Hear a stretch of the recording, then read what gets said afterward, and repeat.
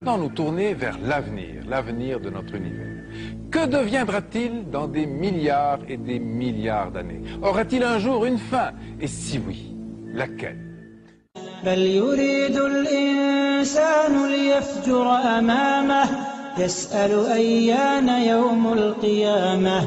Pendant ce temps-là, sur notre planète, nous aurons laissé la place à des insectes géants, sortes de scorpions, de libellules ou d'araignées gigantesques, les mêmes que ceux qui existaient à la préhistoire, avant les dinosaures, lorsque la Terre était également très chaude. Mais la course des millénaires continuera, inexorable.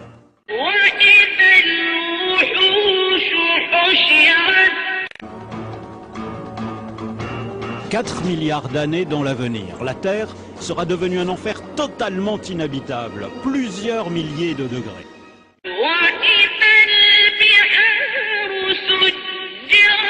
Et en épuisant son hydrogène, le Soleil continuera à enfler. Il fera de plus en plus chaud dans tout le système solaire. L'homme devra fuir de plus en plus loin, vers les grands satellites de Jupiter et de Saturne, aujourd'hui monde glacé, mais qui à cette époque lointaine seront devenus habitables. فإذا برق البصر وخسف القمر وجمع الشمس والقمر يقول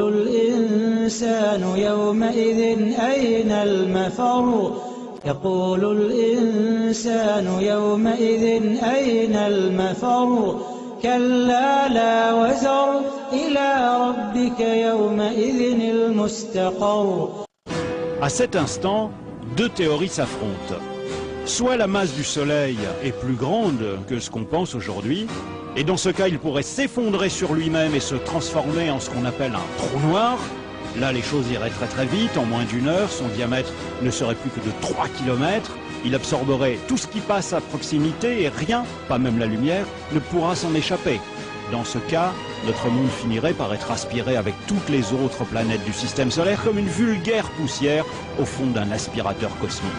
En revanche, s'il n'est pas assez lourd pour former un trou noir, alors il s'éteindra lentement et deviendra une étoile à l'agonie, appelée naine blanche, dont l'éclat se ternira de plus en plus jusqu'à devenir un corps sans vie, une étoile morte, inerte, qu'on appelle naine noire.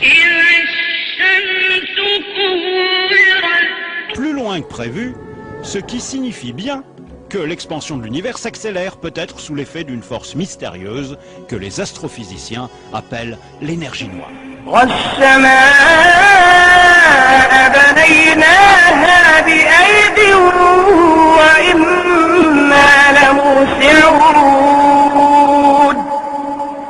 Et dans ces galaxies, tout comme notre propre Soleil, les étoiles vont progressivement s'éteindre, une à une, se transformant selon leur masse en naines noires, en géantes rouges, en étoiles à neutrons, et pour les plus massives, au moins la moitié d'entre elles, en trous noirs.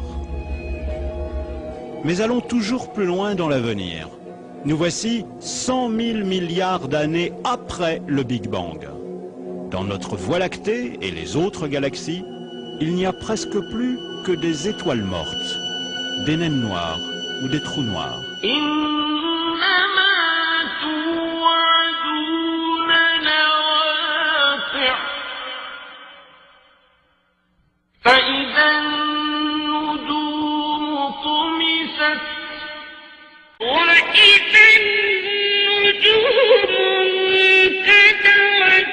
La matière à son tour commencera à se désagréger. Pourquoi? Parce que les atomes eux-mêmes ne sont pas éternels. Les protons, les noyaux des atomes, auront atteint leur limite de vie dans 1 milliard de milliards de milliards d'années. Alors, les carcasses inertes des planètes et des étoiles partiront elles-mêmes en poussière. Enfin, l'univers tout entier pourrait s'évaporer dans le froid et le néant.